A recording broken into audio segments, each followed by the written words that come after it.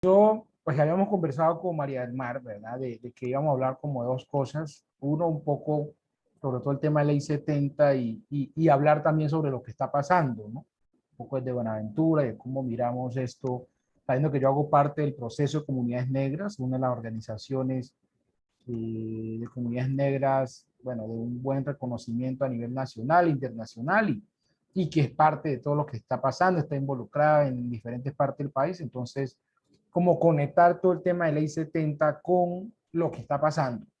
Y entonces ahí hemos hecho un gran esfuerzo de que la conversa no se vea como que haya una ruptura, sino que hay una conexión. Entonces lo que propongo, María del Mar, es que hablemos, presentar muy breve un poco lo de Ley 70, los resultados que se tiene, qué ha pasado con Ley 70 durante este gobierno y a partir de lo que ha pasado en Ley 70 durante este gobierno, entremos a ver eso cómo ha impactado lo que está pasando el contexto actual. Creo que por ahí podemos hacer la conexión. Eh, yo quisiera, si puedo compartirle, digamos que la ley 70 es una ley de comunidades negras, y la ley 70 tiene tres objetivos principales. Si uno mira el objeto de la ley, tiene tres objetivos. Titulación colectiva, protección de derechos de la identidad cultural y impulso de todo el tema del desarrollo económico y social. Esos son los tres objetivos de la ley 70. Son tres. Entonces, vamos a ir viendo cómo ha ido el desarrollo de esos tres y dónde estamos hoy, de manera muy breve. Entonces, yo quiero presentarle rápidamente lo que ha pasado en materia de... dale un segundito. No encuentro lo que estoy buscando. Perdón. Lo que ha pasado en materia del primer objetivo, que es el acceso a la titulación colectiva.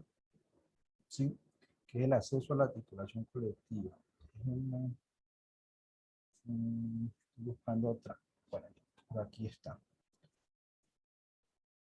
Nosotros, me avisa cuando logren ver la pantalla. ¿Sí? ¿Verdad? Creo que la logran ver. Ah, listo. Listo. Digamos que eso es un poco lo que ha pasado. Nosotros teníamos el artículo transitorio 55 en la Constitución Política, que ordenó al Congreso una ley especial, ¿sí? No una ley que reglamentara, sino que desarrollara un artículo transitorio, ¿sí? Que reconociera los derechos a las comunidades negras como grupo étnico y sus derechos étnicos territoriales. Pues salió esa ley 70 y que uno de los temas centrales, en el que es el capítulo tercero de la ley, habla del reconocimiento a la propiedad colectiva, que es el primer objetivo del que le indiqué. Cuando se hace la ley 70 había una meta, la meta han sido 8 millones de hectáreas. Un poco para ustedes que son profesionales académicos, el profesor, uno quiere evaluar la política pública en este caso. Una política pública dirigida a promover la titulación colectiva en comunidades negras. ¿Cuál era la meta? Ver cuál era la meta y por lo tanto y evaluar la ley, evaluar la política a partir de para qué se construyó. Porque a veces dice que la ley no ha servido, hay que ver para qué se hizo la ley y en función de eso evaluarla. La meta era 8 millones de hectáreas. 8 millones de hectáreas tituladas, la meta propuesta en el momento de la titulación. Hoy, 27 años después, pues los mayores avances se han presentado en la cuenca del Pacífico, donde teníamos una meta proyectada de 5 millones, 5 millones con 600.000 hectáreas, ¿sí? Y la meta lograda han sido de 5 millones 700.000. Es decir, en el litoral, en la cuenca del Pacífico, se ha superado la meta de la política de titulación colectiva, ¿sí? Con en 222 títulos que han beneficiado alrededor de 88.503 familias y más de medio millón de personas, que equivale más o menos a un 102% del avance de la meta proyectada. Es decir, la política de titulación colectiva ha sido efectiva en la cuenca del Pacífico. O sea, ha cumplido su propósito. O sea, se ha pasado el 100%. El resto del país, sin embargo, la política de titulación colectiva pues presenta una serie de problemas pues que no le han permitido, digamos que avanzar, ¿sí? No le han permitido avanzar. ¿De dónde iban a salir esos 8 millones de hectáreas? Poco, para no entrar en detalle de los programas que se indican allí, territorio baldío, programa especial de compra de tierras, subsidio integral a la reforma agraria, etcétera. Poco, de ahí estaba un poco el soporte jurídico y de dónde debía salir los 8 millones de hectáreas que era la meta de la titulación. Entonces, de 8 millones de hectáreas, hoy tenemos hoy tenemos los siguientes. Hoy tenemos, digamos, no hemos alcanzado, lógicamente, todo eso en el litoral sí, pero en el resto del país no. Principales problemas, ha visto un estancamiento, lógicamente, la titulación por fuera de la cuenca del Pacífico, seguramente porque, digamos, un poco pensando el contexto en el que estamos, el litoral en la cuenca tenía el tema de la condición de baldío, por lo tanto, la condición de baldío, pero además el contexto, digamos, de la presencia de las comunidades rurales facilitó mucho más. Entonces, aquí mostramos un cuadro poco qué ha pasado con la titulación colectiva en los últimos, desde que inició la política, es decir, desde el periodo de Samper en el 94 hasta el gobierno de Juan Manuel Santos en los 2 años que llevamos. ¿Sí? Si ustedes miran, en los 2 últimos años, pues el gobierno de Juan Manuel Santos es donde menos se ha avanzado, pues lógicamente todavía quedan 2 años, pero proporcionalmente no, digamos, ahí miramos que se han expedido solamente 8 títulos colectivos, que suman más o menos 1.198 hectáreas, y miren cómo ha sido el proceso de titulación en los, espérame un segundo, creo que acá se ve mejor, no. Aquí se ve más resumido cómo se ha dado en los diferentes gobiernos, los diferentes periodos de gobierno de la titulación colectiva. Aquí estamos hablando en todo el país. En el Samper, digamos que estrenó como tal la política, la ley, digamos, se dieron 22 títulos. Mire que no fue tan alto el número, pero eran títulos muy grandes, ¿verdad? Entonces se escogió los títulos entre el 94 y el 98, más o menos 1.095.000 hectáreas. Luego Pastrana, 73 títulos, 2 millones, casi 3 millones de hectáreas en el periodo de Pastrana. Luego en el periodo de Uribe se dieron 76 títulos colectivos, con una extensión de 1.277.000. En los 2 periodos de Santos, Santo 1, Santo 2, digámoslo así, 2010-2018, 36 títulos, 442.000 hectáreas, y en lo que va corrido el gobierno del presidente Duque se han dado 8 títulos colectivos, ¿sí? Que eso es lo que suma 5.764.000, de las cuales en su mayoría, las 5.700.000, casi todas están en la cuenca del Pacífico. Entonces, lo que decíamos allí es, hay un estancamiento. Bueno, no sé si levantan la mano, por favor me indican, no sé cómo intervienen, porque pues no estoy mirando, pero me indica. Si van a intervenir, porque lo pueden hacer en cualquier momento, que es una conversa, lógicamente. Entonces, hay un estancamiento en la titulación, lógicamente, pues viene, uno, por política, orientación de los gobiernos, no, digamos, eso es un tema principal, y dos, también los escenarios en los cuales se quiere avanzar con la titulación, que ya es por fuera del Pacífico. ¿Sí? Entonces, avanzar por fuera del Pacífico es mucho más difícil por varias razones. Ejemplo, imagínense en el norte del Cauca, donde todo en el valle geográfico del Cauca, donde mucho ya está lleno de caña, donde es zona ya turística, en el Caribe, entonces la isla, por ejemplo, en la Boquilla, intereses turísticos, digamos, es mucho más complejo. Uno, por los intereses claramente que ahí está más evidenciado, y dos, porque no hay ese espacio así colectivo donde la gente ya vive en comunidad. O sea, es eso que la ley 70 en su principio pintó como una comunidad ubicada allí a lo largo de un río y que todos comparten una identidad muy clara y concreta. Digamos, eso no es tan evidente ni es tan concreto en la otra zona. No porque no lo haya sido, seguramente porque a lo largo de todos estos años se ha ido perdiendo muchas esas cosas por los otros valores, por otras prácticas, por otros temas económicos, otras lógicas de desarrollo. Entonces, sin embargo, lo que sí evidenciamos es que la Agencia Nacional de Tierra, digamos, no presenta ninguna explicación por estos pobres resultados, y sí hay una necesidad de que se ha estancado la titulación colectiva. Incluso hoy, incluso, digamos, hoy hay mucho riesgo de que lo que ya se consideraba titulado en el litoral pacífico pueda entrar, esté en riesgo, porque la Agencia Nacional de Tierra ha dicho que se va a revisar todo eso. Entonces, aquí está un poco lo que ha sido la titulación, los 8 títulos que se han tenido en el gobierno del presidente, lo que va del presidente Santos. Miren que todo está por fuera del litoral, digamos, después en Magdalena, en el Cauca, en Atlántico, en Putumayo, en La Guajira. Entonces, y es eso un poco lo que se ha avanzado, y que se ha dado principalmente en el 2020, se han dado esas 8 titulaciones.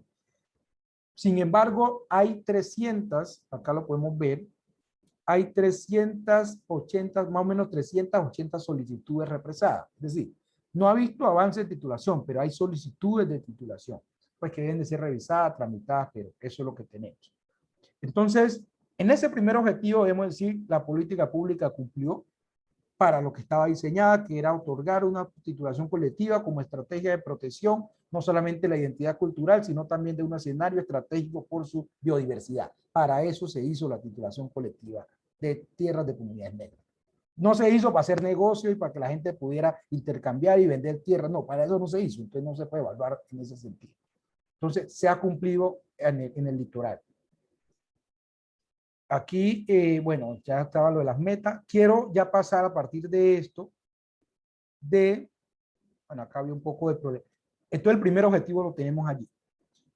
El segundo objetivo, que estaba el tema de protección de la identidad cultural. Quiero ya dejar de compartir protección de la identidad cultural. Y esa protección de la identidad cultural se ha visto que está reflejada particularmente en el capítulo sexto de la ley 70, ¿sí? Que todo el tema de protección de la identidad se ha visto más enfocada en desarrollar los temas de la educación. Entonces, particularmente en la Cátedra de Estudios Afrocolombianos, sin duda, digamos allí como que toda institución educativa debe tener una Cátedra de Estudios Afrocolombianos, y se ha visto reflejada en pues, la política no educativa y demás, el fondo del ICTs, bueno, el maestro, el tema del maestro, el educador y demás, pero ha estado particularmente enfocada en los temas de educación y todo el tema de la ley antirracismo, de protección de la identidad, bueno, exactamente. Ahí ha estado más del desarrollo del capítulo sexto de la ley 70. Entonces, ahí se ha cubierto, y que se ha cubierto parcial, realmente que ese segundo objetivo no se ha desarrollado de manera considerable, ¿sí? Y el tercero, que es todo el tema de fomento, el desarrollo económico y social, que está recogido particularmente en el capítulo cuarto, que es el tema de recursos naturales renovables, el capítulo quinto, que es todo el tema de recursos mineros, y el capítulo séptimo, que es todo el tema del fomento y el desarrollo económico. Allí ha visto un estancamiento de manera considerable. Es decir, y que yo creo que un poco por ahí queremos encajar con la situación actual. Hoy ha visto un déficit en el cumplimiento de esos objetos de la ley, particularmente en el fomento del desarrollo económico y social. Sí, hemos cumplido con titulación, parcialmente con protección de la identidad, sí, pero en el desarrollo económico y social, regulación, tema minero, acceso a recursos, ahí ha visto el estancamiento. Sí, entonces, hoy la gran apuesta en materia, digamos, de ley 70 del movimiento, porque el movimiento hoy solo no es urbano, entonces, digamos, lo que tenga que ver con ley 70, y la ley 70 no es solo urbana, eso es otro tema importante, no es solo rural, qué pena, no es solo rural, lo rural es la titulación colectiva, que es uno de los objetivos de la ley, uno. Pero el resto, lo de identidad cultural y el tema de desarrollo económico es para toda la gente negra. Entonces, en ese tercer objetivo, nos hemos estancado y allí no hemos tenido, y ahí no hemos tenido mayores avances. Y yo creo que hoy el debate que hay acá en Buenaventura, en los países del litoral, es una apuesta por avanzar en materia de desarrollo económico y social que ha chocado con otras visiones de desarrollo, con otros intereses. Si la gente tiene el título, tiene el territorio titulado, sin embargo, no tiene condiciones para vivir dignamente en ese territorio, ni zona urbana ni zona rural. Y entonces no basta con tener titulación si uno no tiene condiciones de vida, porque al final ese espacio se va a quedar solo si la gente no tiene educación, no tiene buena calidad de salud, no tiene oportunidades de empleo, etcétera, etcétera. Entonces, si hay una apuesta que es estratégica hoy para esta generación, digamos, del movimiento es, en materia de ley 70, es cómo desarrollar eso que está en el capítulo cuarto, quinto y séptimo, término del todo el tema de desarrollo económico y social. ¿Sí? Y que ahí se ha tenido pocos avances. No sé, quisiera un poco para entrar como en una conversa que ahí quiero encajar con lo que está pasando de tema economía ilícita por un lado, que es a lo que nos enfrentamos. Es decir, si no se ha avanzado con materia de desarrollo económico y social, ¿qué es lo que ha pasado entonces? ¿Qué es lo que está sucediendo en materia de desarrollo económico? Y en ese sentido, si, desde nuestra mirada, desde el proceso de comunidades negras, las comunidades nos enfrentamos a dos procesos paralelos, complementarios y que ambos presionan de manera permanente a las comunidades. Por un lado, las economías ilícitas, la economía ilícita. Es decir, hay una presión de las economías ilícitas y los actores ilegales por controlar los territorios de las comunidades titulados o no titulados, eso no es lo importante hoy, y colocarlo al servicio de sus intereses ilegales. Narcotráfico, minería, tráfico de quizá de madera, madera ilegal, etcétera. Entonces, hay un tema de economías ilícitas muy fuerte que ha venido expandiéndose más allá de los cultivos de coca o de uso ilícito. Y segundo, es las apuestas del gobierno, impulsadas del gobierno o legales, por imponer una lógica de cómo aprovechar esos territorios, pero que no está basada en que las comunidades sean las dueñas. Entonces, a eso es un poco lo que nos enfrentamos y ese ha sido el modelo. El asesinato de líderes, por ejemplo, sociales, ha estado muy ligado a lógica de quién con el tema de restitución de tierra, pero también a gente que se opone a los procesos de cultivos de uso ilícito y demás temas, digamos, relacionados con desarrollo económico y social. Yo quiero parar ahí un poco, pues, para mirar las preguntas y que ahí permitámonos entrar un poco a cómo lo que está pasando, digamos, encaja con ese contexto, tanto rural, pero también urbano, en términos de las condiciones de vida de la gente negra, que muchas de las cuales ha sido desplazada. La gente que está en Cali es gente que viene del litoral o del norte del Cauca desplazada de estos procesos. Sí, de procesos de expropiación territorial, entonces termina en la zona urbana y hoy se enfrenta también, es parte de todo lo que está pasando. Leiner tenía una pregunta ahí en el chat, Álvaro. Sí, señor. ¿Saben en qué Y, sentido? Ok. Sí, y señor. Diana creo que había alzado la mano antes, pero después la bajó otra vez. De pronto Diana tenía una pregunta. Yo tenía dos. Ok, voy a responder la de Leiner y luego le damos a Diana. Hermano, Leiner, la Agencia Nacional de Tierra ha dicho que cuando se hizo las titulaciones no se respetaron muchos derechos de particulares, derechos previos. Es decir, hoy hay muchas, en Buenaventura, por ejemplo, hay territorios como el Mallorquín, Son Río, Raposo, Anchicayá, donde hay gente que dice tener títulos desde antes de los consejos comunitarios, incluso tienen proyectos de pago por servicio ambiental y las comunidades no saben, por ejemplo. Y están vendiendo todo el tema de bonos de carbono y dicen que son dueños de esos territorios que la comunidad dice, pues nunca lo hemos visto en 30, 40 años y ellos eso está pasando en muchos lugares. Es decir, están apareciendo mucha gente, empresa que dice que es dueña y por lo tanto la Agencia Nacional de Tierra dice que ellos tienen que revisar eso. ¿Eso qué puede implicar? Que el avance de la titulación por fuera del Pacífico se va a frenar mucho más de lo que ya está y se puede presentar un retroceso en el litoral. Eso en cuanto a lo que está pasando. Que si hay anticonstitucional, seguramente, pero hay ese riesgo y lo están revisando. Un poco esa es un poco la apuesta ahora de la Agencia Nacional de Tierras. No sé quién da la palabra, sí. Vale, gracias. Entonces es más un tema que es como para beneficio nuestro, ¿no? Para las comunidades, no tanto pues al contrario. Es al contrario. Es que está diciendo que se tituló mal, que se violentaron derechos de terceros en el proceso de titulación o que había gente que tenía derecho y no se lo respetaron y por lo tanto eso es posible que se deroguen títulos por eso. Eso es lo que está diciendo la Agencia Nacional de Tierra. Muy, muy tremendo eso. Gracias. Yo tenía dos preguntas. Una fue cuando usted nos mostró la tabla de las titulaciones que ha hecho el gobierno Duque. Quería preguntarles sobre las solicitudes que quedan pendientes sobre la mesa. A lo que voy con esto es una forma más de decir, o como no sé, más de decir, no, como más demostrar efectivamente que si hay como una falta de interés de un gobierno, esto es ponerlo relativo al peso de la cantidad de titulaciones que había. Digamos, en un comienzo uno diría, pues cuando empezó la ley, todo el mundo empezó buscando titular y conseguir esos derechos, pero ya, por decir algo, como que ya hay menos. Eso es una excusa que podría sacar el gobierno Duque. Mi pregunta es, ¿cuál es el agregado de las solicitudes que hay hoy sobre la mesa de territorios colectivos para medirlo en comparación con esos 8 que están ahí? Esa era una. Y la otra, no sé si la hago una vez o después.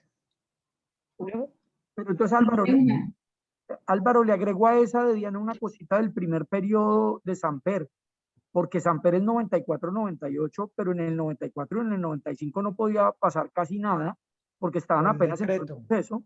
Claro. Entonces en el gobierno Samper aceleraron un montón en ese 1 millón y pico en apenas 2 añitos, pues porque las primeras grandes La de Cocomasia salió a mitad del 96, o sea que fue básicamente el 97, en el 95 hubo unas primeritas. Obviamente el más beneficiado fue Pastrana con lo que está diciendo Diana, y es que en el gobierno Pastrana salieron las más fáciles de todas, las menos conflictivas, las de la mayoría de baldíos, que fueron las que titularon con un tiro. Entonces sí hay un momento también de transición, de arrancar con las más fáciles y después venían ya las últimas, que eran las más difíciles, las más complicadas, las de más tensión, las de más conflicto social, y eso hace que sea más lento que vayan saliendo. Total, como dice el profe, efectivamente hay un error, y es que cuando yo intervine es que el decreto 1745 es el que reglamenta el capítulo tercero, que es el acceso a la propiedad colectiva, y ese salió en el 95. Es decir, la ley fue el 93, pero solo a partir de ese decreto es que se empieza a dar así en adelante la titulación. Es decir, en el 93, 94 no hubo titulación porque no había la reglamentación de ese capítulo para poder acceder. Entonces, Diana, efectivamente hay un total más o menos de 380 solicitudes. Es un total que lo ha levantado incluso la Universidad Javeriana y están documentadas dónde está y están aumentando. Lo que ha argumentado un poco, y de esas 380 más o menos, pues se han hecho las 8. Lo que ha argumentado un poco, hay varias razones, uno las de dificultades, la de los intereses, pero hay algo particular que hicimos nosotros que estamos haciendo como desde el PCN, y es el PCN con el fondo de tenencia, con el Tenure Facility, hizo un convenio, le dijo, mira, aquí hay unas dificultades particulares, y el Tenure Facility le dijo, haga un convenio con la agencia de tierras y yo le contrato a la gente para que hagan los procesos de levantar la información, porque la agencia de tierras decía que no tenía plata para poder contratar a los abogados para hacer los procesos. Es decir, el Tenure Facility entregó la plata para poder levantar la información, y hoy en un convenio PCN con la Agencia Nacional de Tierras se están levantando todos los expedientes para avanzar en titulación, en función de facilitarle las cosas a la agencia, y eso no ha sido suficiente. Entonces, pues no quisiera profundizar ahí, Diana. Yo creo que sí era interesante evaluar qué ha pasado. Nosotros consideramos de que efectivamente no hay un interés del gobierno en avanzar, o sea, no es el interés de la Agencia Nacional de Tierra de titular, además de que es más complejo, no es el interés, ¿sí? Y entonces, incluso hay la pretensión de poder tener retroceso. Entonces, no sé si respondí un poco, Diana, a lo que planteaba sobre el agregado y cómo eso bajó. No, de acuerdo, muy No bien. sé, Y mi la segunda otra. pregunta, y es, pues es que ahorita estoy trabajando en una vaina de restitución de tierras, y me dio curiosidad porque cuando estuve mirando, eh, vi que la mayoría de las tierras restituidas se ha dado a comunidades étnicas. Mi pregunta iba un poco, ¿cuántos de estos títulos nuevos que se han otorgado o cómo ha sido un poco este proceso de restitución de tierras en un panorama de que obviamente después de la titulación fue todo el proceso de conflicto, etc., etc. Entonces, ¿cómo ha sido este proceso de restitución de tierras debido al conflicto armado en las comunidades negras del litoral pacífico? No sé si sepas o algo al Ya. respecto. Eso No, era. el litoral pacífico ha tenido el privilegio, es que como la titulación colectiva no se podía vender ni comprar, entonces nunca se pudieron hacer negocios. Entonces no hay tema de restitución, o sea, la comunidad nunca perdió el derecho a. Entonces, así hubiera desplazamiento, no podía aparecer alguien decir, no, nosotros ya somos los dueños no, o sea, lo que se puede hacer es como se le devuelve, que retornen, pero no hay como tal la restitución como tal en territorio colectivo, pues no ha tenido. Seguramente en el norte del Cauca, otra zona donde no ha visto titulación, sí, yo no tengo los detalles, pero en el litoral, no. ¿Qué ha pasado, por ejemplo? Digamos en Tumaco, en el Alto Mira y Fronteras. El Alto Mira y Fronteras, digamos, está el Consejo Comunitario, luego se da todo el movimiento de campesinos desde el sur del país, llegan hacia esa zona de Tumaco, pues todos moviéndose por todo el tema de las fumigaciones, desde el final del 98, 2001 en adelante, y lo que empiezan a hacer es a desaparecer el Consejo Comunitario. Dicen, no, aquí no puede haber consejo comunitario, esto se va a volver un tema campesino, arrendar espacio, arrendar, es decir, y hoy, digamos, ya hay otro escenario, otro tipo de organización encima del consejo comunitario, y eso ya no permite como tal de que se sea gobierno, ¿sí? De que se sea gobierno, sino que ya el consejo comunitario entra a competir con otra figura, o incluso empiezan a vincularse a ser parte de la Junta de los Consejos Comunitarios, pero sin darle valor al tema étnico ni al sentido que se tenía. Entonces, lo que sí es crítico es la presencia de, por ejemplo, personas campesinas, digamos, pequeños campesinos o que sean cultivadores, por ejemplo, de coca en territorios de comunidad negra, donde no son dueños, pero son cultivadores, o sea, están allí. Entonces, si uno quisiera hacerle, por ejemplo, restitución o cambio de cultivo o no sé qué, digamos, de cambio de la coca por otra cosa, pero no son los dueños de la tierra, ahí hay un conflicto muy tremendo, porque ¿a quién usted le va a restituir? ¿A quién le va a hacer la alternativa cuando él no es el dueño del territorio? Entonces, es un poco lo que ha pasado, lo que conozco hacia el Pacífico en ese tema.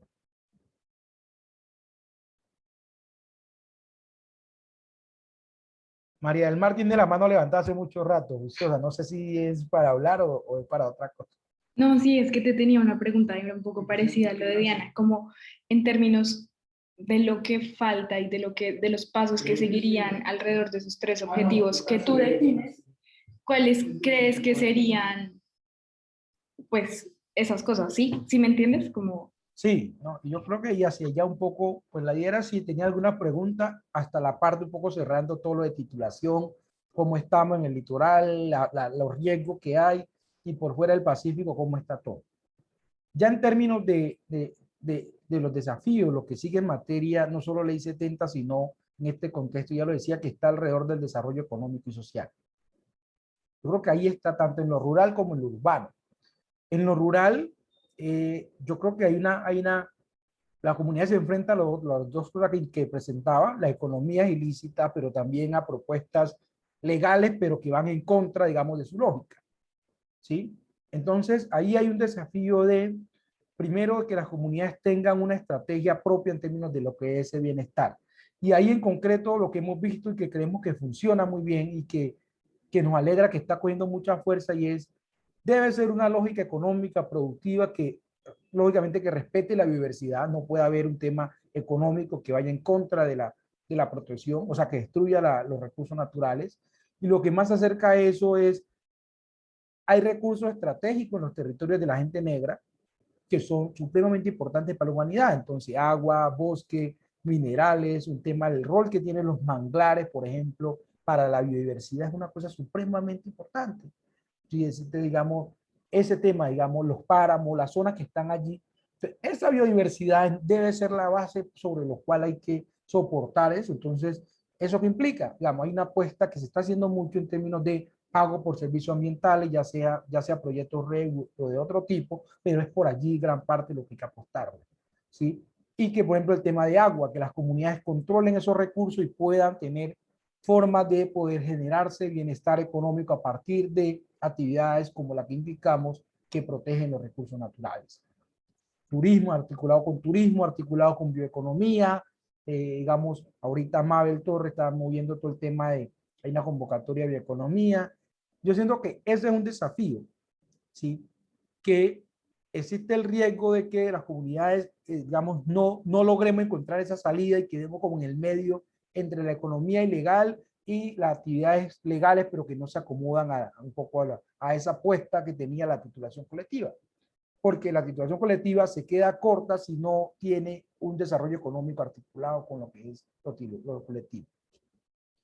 Particularmente temas de productivo y temas sociales, de empleo, temas de oportunidad educativa para jóvenes. Entonces, los jóvenes de zonas rurales hay mucho riesgo de vinculación a grupos armados por ese tema de la falta de términos de oportunidades. Ya en lo urbano, digamos, el urbano los desafíos en materia de desarrollo económico y es particularmente hay un tema de, empleo, lógicamente, digamos que es lo que estamos mirando. Hay un desafío como en las ciudades principales, por ejemplo, el litoral, los niveles de desempleo, los niveles de informalidad son supremamente altos. Buenaventura, ahorita la última cifra del DANE, estamos en 33%. La cifra del DANE. Y el DANE que en el censo poblacional dice que somos como 300, no sé, pero está muy por debajo de lo que es la calidad. Y entonces con esa cifra de población, usted sabe que pues, la cifra de desempleo pues se saca con base en la población total y económicamente activa y demás, que usted conoce mucho mejor que yo. digamos, es alto. Entonces, si uno cuenta todo, digamos, el nivel de desempleo es muy alto y la informalidad es alrededor del 90%. Es decir, 9 de cada 10 personas tienen un empleo informal. Es decir, hay un tema, el tejido, no hay tejido empresarial y estamos hablando de Buenaventura. Si miramos Quito, si miramos Tumaco, están igual o peor. Quito está peor. Entonces ya nos vamos ya a los municipios más pequeños, entonces Guapi, Timbiquí, López, Demicay, digamos el Charco, ni qué decir. Entonces ahí hay un tema que esos centros poblados no hay oportunidad en materia económica, de empleo, que dinamice un poco. Entonces, allí lo que creemos es, desde mi perspectiva, un poco lo que estamos hablando desde el proceso de comunidades negras, es que nosotros, el poco empleo que hay se concentra particularmente en actividades de comercio y servicios. Lo poquito que hay en Buenaventura alrededor de comercio, servicio, que incluye la actividad portuaria, concentran alrededor del 80% del empleo, ¿sí? Sin embargo, los temas del sector primario, de aprovechamiento de la biodiversidad, actividades relacionadas con agroindustria, por ejemplo, darle valor agregado a los productos de la naturaleza, no hay empleo en esos sectores, o sea, no hay un desarrollo de esos sectores que pudiese permitir, por ejemplo, allí vincular muchos jóvenes y mujeres. Si uno mira el tema del turismo, en su mayoría son jóvenes y mujeres quienes se vincularían. Entonces yo creo que allí hay un desafío en materia, uno, en términos de empleo y en términos de oportunidades productivas, de ahí aprovechar y de impulsar esos sectores, ¿sí? Y en materia, lógicamente, de seguridad alimentaria. Hoy, por ejemplo, acá hay bloqueo. Buenaventura, todo el litoral, hay un tema de desabastecimiento, pensando en cómo están, hablando de cómo están las cosas. Está ahí, digamos, como 5 o 6 días que no entra no hay gas, por ejemplo. Acá no hay gas porque todo el gas se trae de Cali por carro tanque y se llega a un lugar y de ahí se empieza, hay redes domiciliarias. Y hace 5 o 6 días que no llega gas, o sea, hace 5 o 6 días que no hay gas. Entonces la gente con leña, con estufa eléctrica, a gas, digamos, con esas pipas de gas, el que puede conseguir. Entonces imagínate, aquí en Buenaventura. Y el resto del litoral depende, alimentos ni que se diga, no ha llegado ni papa ni nada, ¿sí? Combustible, mucho combustible tampoco, algunos algo que entra por carro tanque. Entonces hay un tema de desabastecimiento de productos básicos muy crítico para el Pacífico.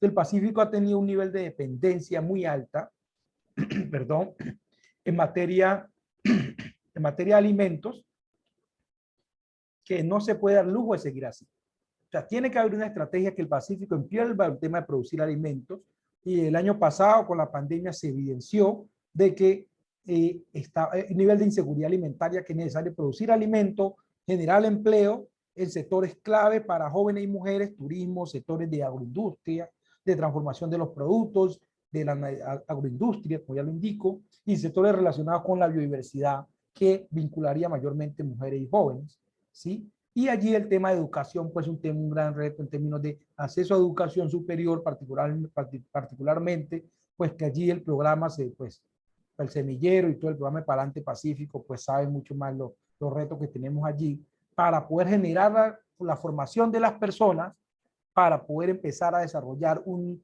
tejido pues, económico, pero también que ayude a generar bienestar en los territorios rurales. Porque ese es el otro tema. Tenemos alrededor de 5 millones de hectáreas, 5.700.000 bosques, pero ¿cuánta gente estamos formando, por ejemplo, ingenieros forestales, por ejemplo, ingenieros ambientales? Si vamos a hacer negocio con temas de pago por servicios ambientales, gente, estamos formando personas que conozcan el negocio de eso, el mercado, cómo es el mercado, y que vayan a hacer los grandes negocios. Digo, que le enseñen a las comunidades y no sea la gente local apenas la que cuida ahí el bosque y entonces lleguen los otros a hacer los grandes negocios y la comunidad sigue en una especie de extractivismo igual a la de hace 500 años, 400 años, solo que ahora no es el oro, sino que o sea, es la misma lógica. Yo creo que allí también tenemos que mirar cómo formar ese capital humano para esos activos que tenemos controlados por la gente local.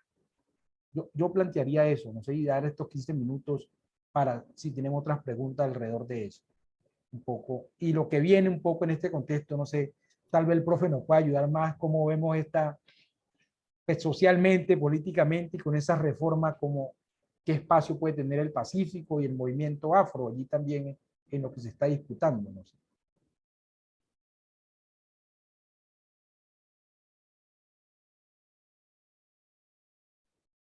No sé si tengan alguna observación de que no olvide a los caucanos.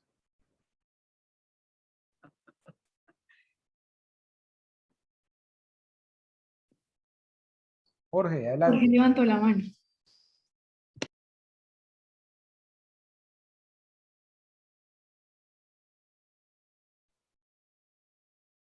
Bueno, Jorge le estamos diciendo, pero creo que no nos escucha. Entonces, si no hay más, digamos un poco, vamos como en ese escenario. Hay unos temas de desafío en materia social y económica. Lo rural está claro un poco más lo de titulación, que hay unos riesgos, pero hay una necesidad de generar desarrollo económico acorde con lo que es la titulación colectiva, ¿sí? Y también, adelante, profe, Juan Camilo. Jorge, no sé si no le funciona el micrófono. No, Álvaro, yo le quería preguntar sobre también algunas tendencias en algunos sitios y me ha parecido que es más frecuente en el Pacífico Sur, en algunas titulaciones de Tumaco, algún movimiento de gente que dice que quisieran disolver los títulos colectivos y parcelar y volverlo propiedad privada, porque creen que tienen muchas limitaciones, porque no se pueden endeudar con los bancos. Ese caballito de batalla lo hemos oído desde hace rato y quería saber cómo es su reacción y su percepción de hoy a la luz de esas fuerzas que en ocasiones han tratado de promover que se disuelva eso y se convierta en propiedad privada para que pueda haber más, comillas, desarrollo del estilo que estamos acostumbrados a ver bajo propiedad privada. Quería saber usted qué opinaba de eso.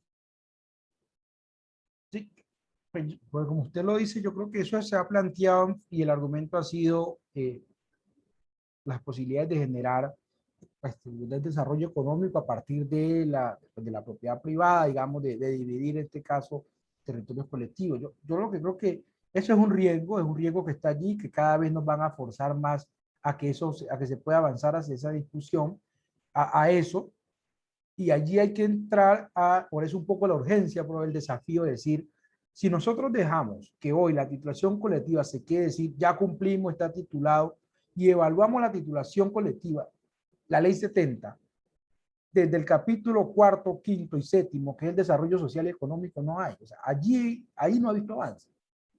Pero si la evaluamos del capítulo tercero, no hemos pasado el 100%. Entonces, si vemos la integralidad, lo que decimos es nos falta. Y por lo tanto, la nueva generación lo que tiene que hacer es apostarle a desarrollar esos mecanismos. Entonces, por ejemplo, el Finagro tiene una línea que ahorita la están socializando, una línea de acceso a crédito, acceso a financiamiento, sigue siendo crédito, lógicamente, pero digamos, acceso a crédito para personas de territorios colectivos. Pues. La línea que planteó en el marco del desarrollo del capítulo séptimo.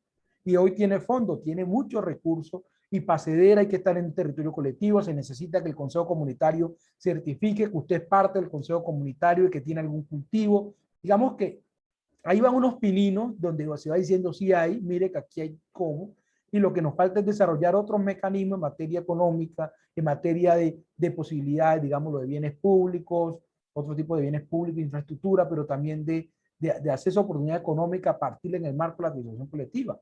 Yo creo que ese es el desafío y por eso debe ser gran parte de la discusión hoy en las calles de la gente negra, al menos en materia del tema rural.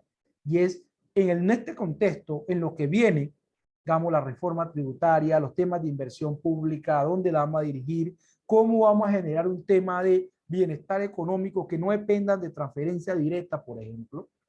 Ejemplo, en Yurumanguí hay muchas personas donde le transfieren lo de ingreso solidario. Esa gente está en juntas de Yurumanguí, está 4 horas y se hace el esfuerzo de que lleguen, pero no puede depender de eso, digamos, no puede depender de eso. Entonces, sí es necesario allí, y es el desafío un poco de nuestra generación, de intentar cómo ayudar a crear, a completar ese objeto de la ley 70, que está en los capítulos cuarto, quinto y séptimo esencialmente. Yo creo que es por allí, profe, pues siempre va a haber ese riesgo, para el caso de Buenaventura no lo es evidente.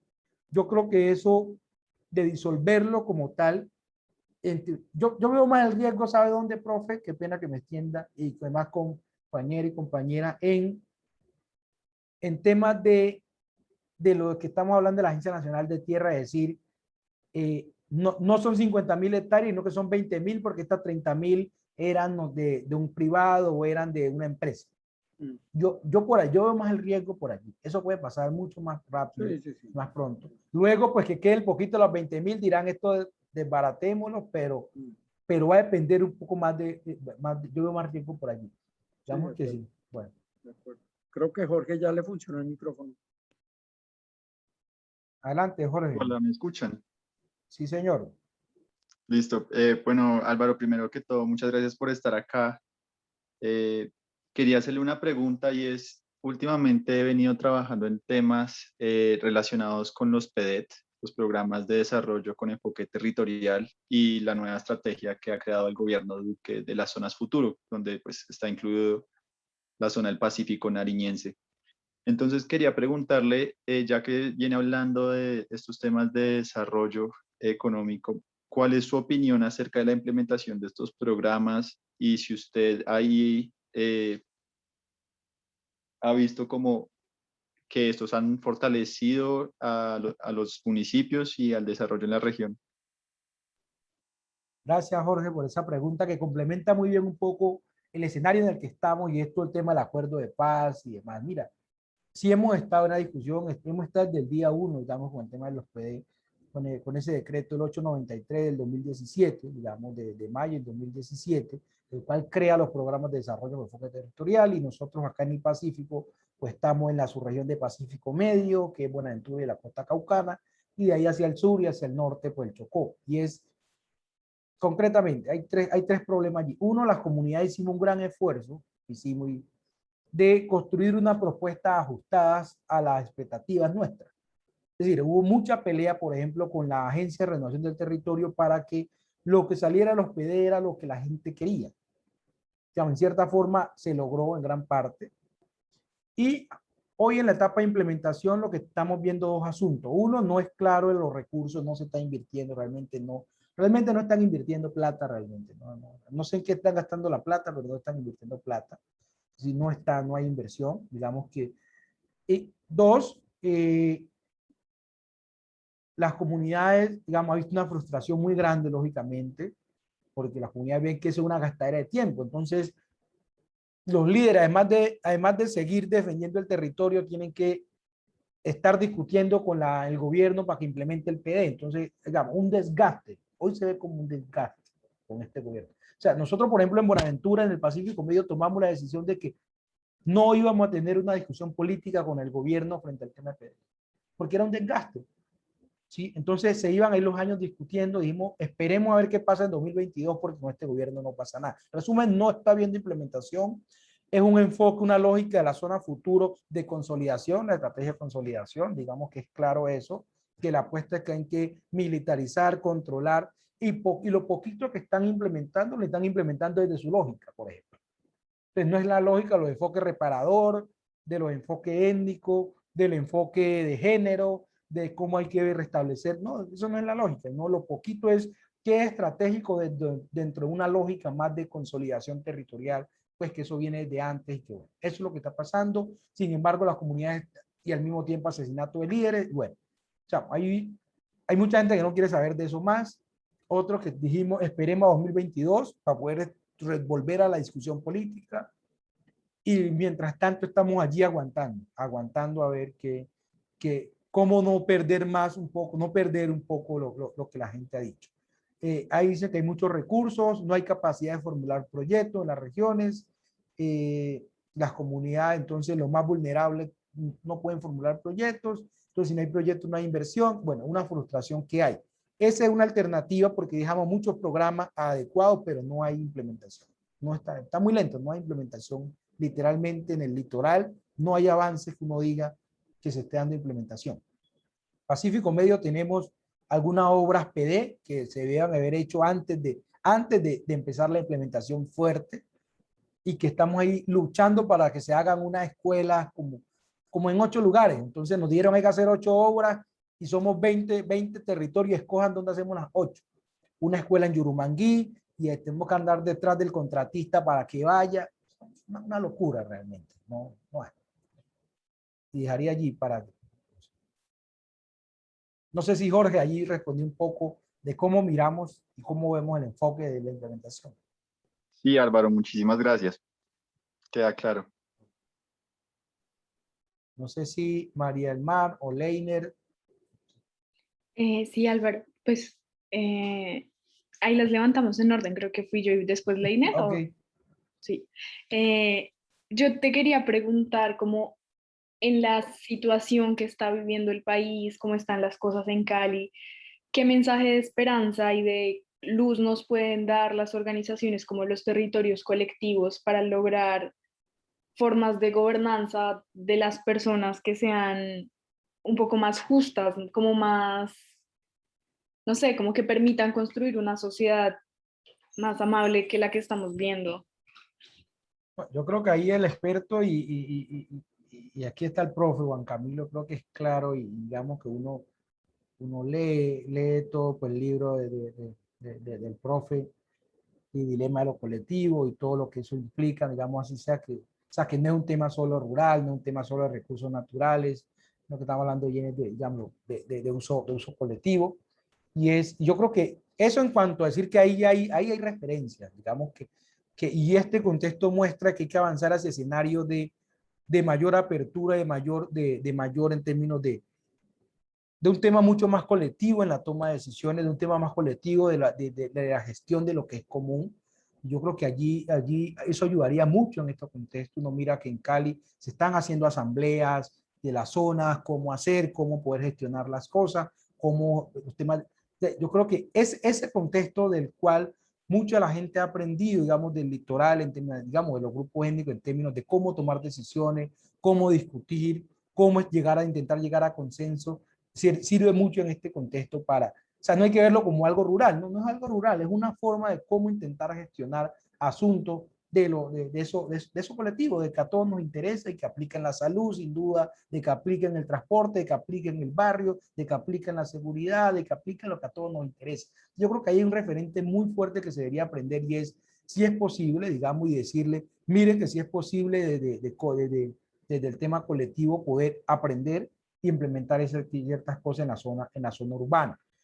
Lo segundo es que hay un tema de decir si hay posibilidad, digamos, hay una decisión de las comunidades de que hay que proteger las cosas que son muy importantes para el colectivo, por ejemplo.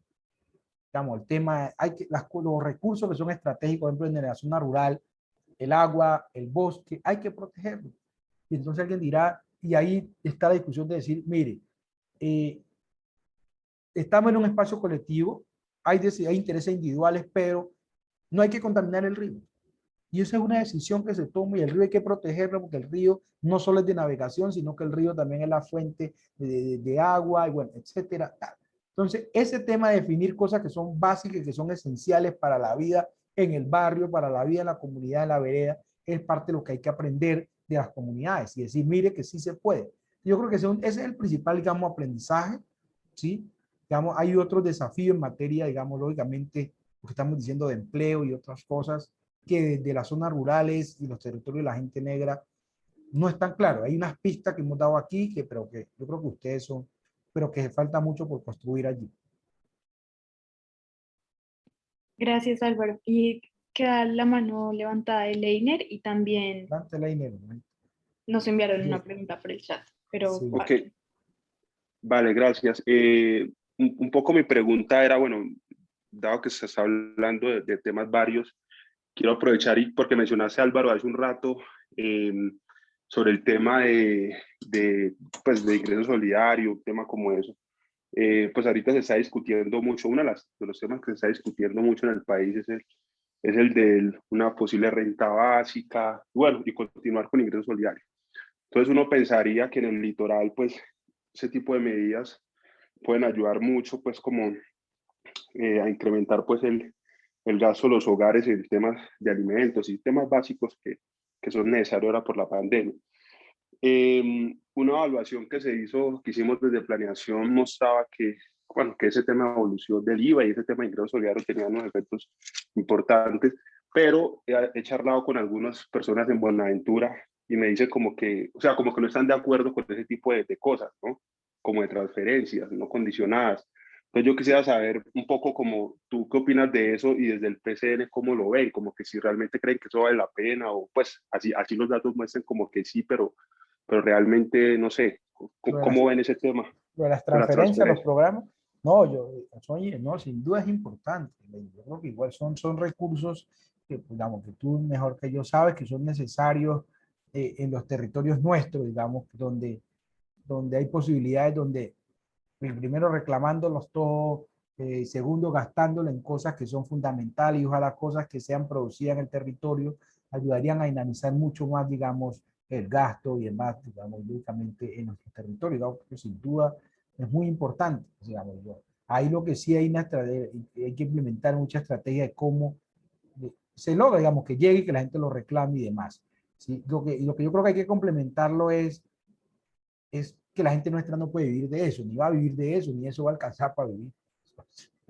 Digamos, eso. Y como eso es un apoyo, eso es un acompañamiento, porque no podemos, que es parte de los riesgos, yo pensaría, y profe, Juan Camilo, la discusión, no podemos pensar que en el largo plazo la gente se va a sostener nada.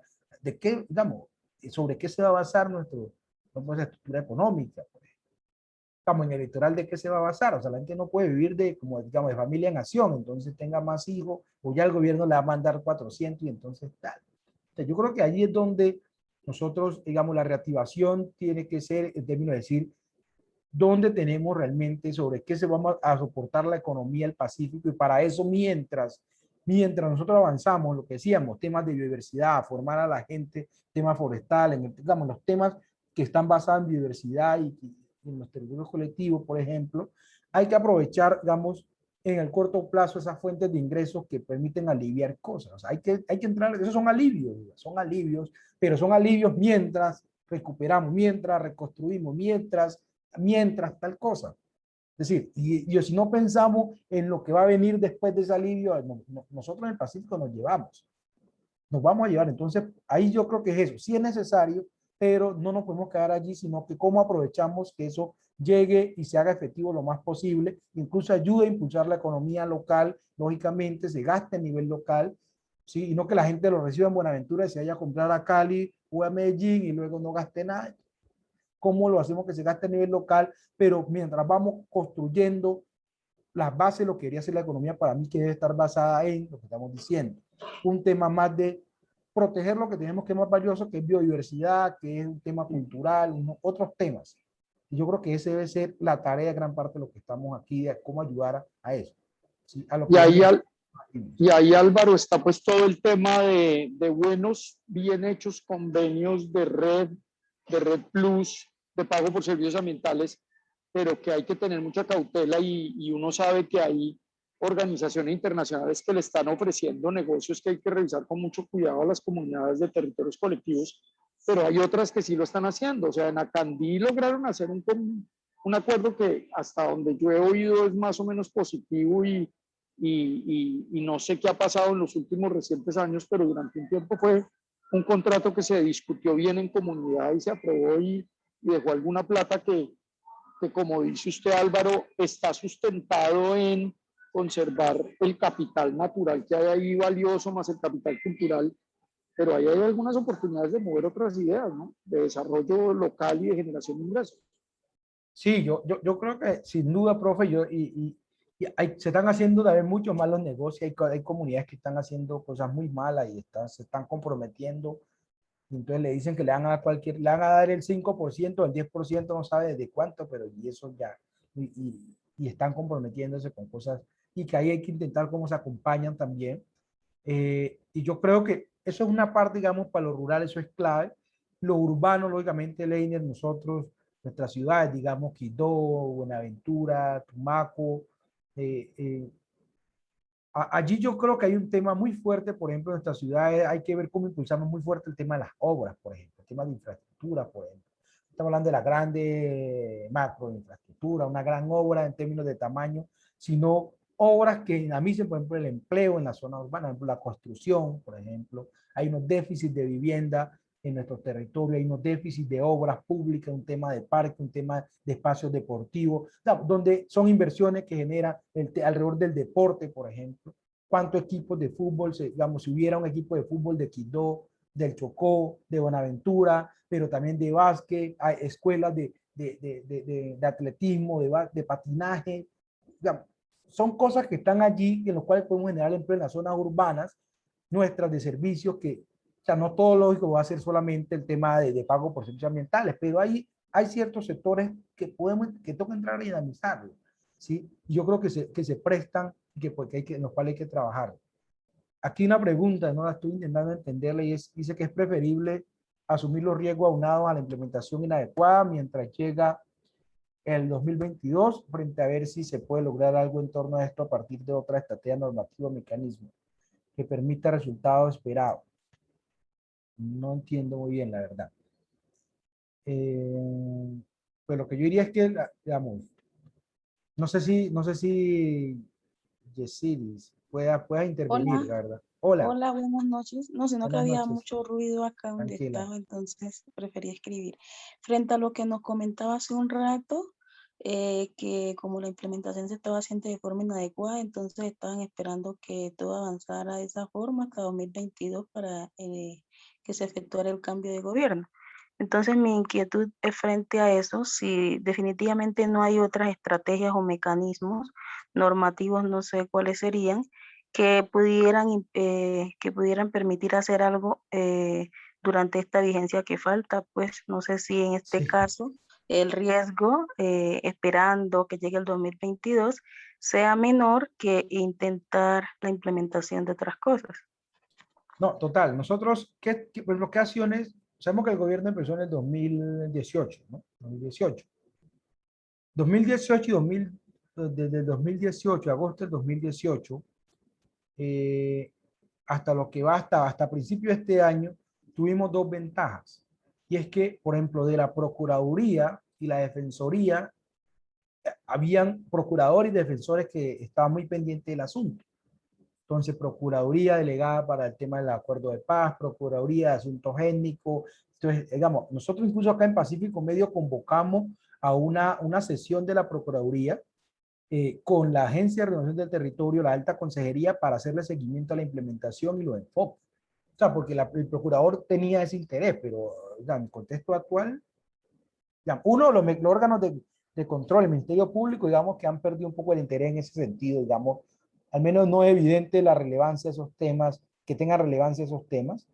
Y segundo, la otra estrategia que estamos implementando es asegurar, por ejemplo, en el Pacífico, es que la implementación toca hacer, por ejemplo, algo que se llama un mecanismo especial de consulta. Es decir, tiene que haber la implementación del acuerdo de paz. En el caso del PD, tiene que pasar por que las comunidades digan eso que están implementando está acorde con lo que nosotros dijimos que queríamos. Una especie de consulta para el acuerdo, para el PD, en los territorios étnicos.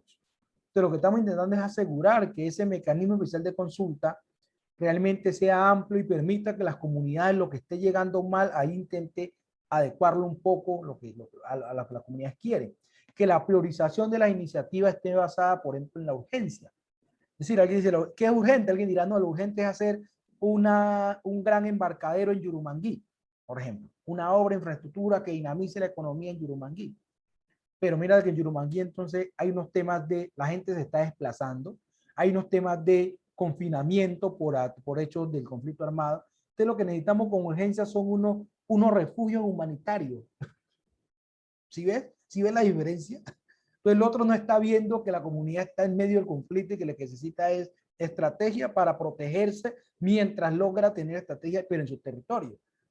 Entonces lo urgente no es el gran embarcadero, porque un embarcadero sin gente no va a servir para nada. Lo urgente es un refugio en el territorio para que la comunidad prevenga el desplazamiento. Lo urgente son mecanismos de comunicación para que la gente haya alerta temprana de que hay que encerrarse porque va a haber unos hechos armados, de medios de comunicación alternativos en las comunidades. Lo urgente es que las comunidades tengan ambulancia para poder transportar si hay alguna emergencia. O sea, la lógica de la implementación, estamos intentando es que darle prioridad a partir de la situación que está viviendo la gente y no de lo que el otro está viendo, que seguramente es urgente. Entonces ahí hemos tenido esos debates y eso esperamos hacerlo a través de la priorización y los temas del mecanismo especial de consulta. Pero eso implica, digamos, un acompañamiento del Ministerio Público que hoy no se está teniendo realmente, como si se tuvo hace un par de años.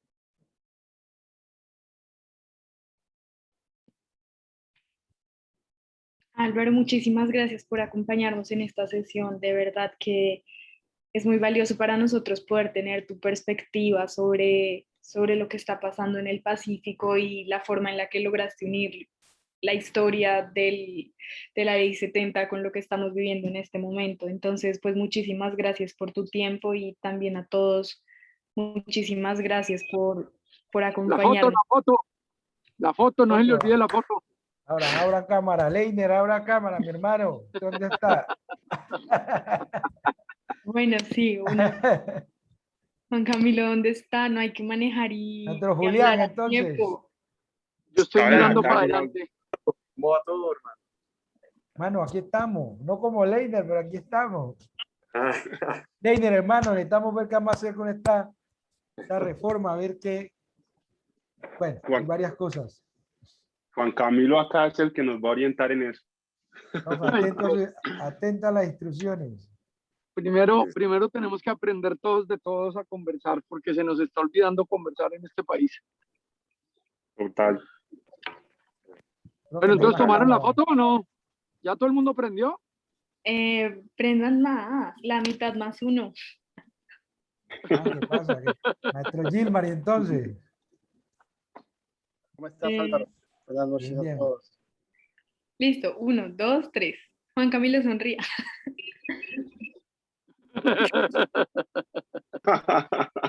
Bueno, Muy ahí bueno. ya quedó. Ahora la mando por el grupo. Me toca pintarse la Bueno, zona Camilo en el tapabocas. Sí. listo, bueno, pues gracias y pues ahí quedamos. Estamos atentos a lo que sigue. Y Álvaro, bueno, muchas parte gracias. de eso. Gracias, profe, a usted y además por este Escucha. espacio. Bueno. Gracias. Muchas gracias, Álvaro. Muy buena conversación. Hermano, Sí, muchas gracias por sus apreciaciones, Álvaro. Muy chévere oírlo. bueno, Un abrazo grande. De hoy en Saludos. noche los esperamos para hablar sobre violencia y economías ilícitas. Bueno. Chao, pues. Chao, que estén Chao a bien. todos. Cuídense.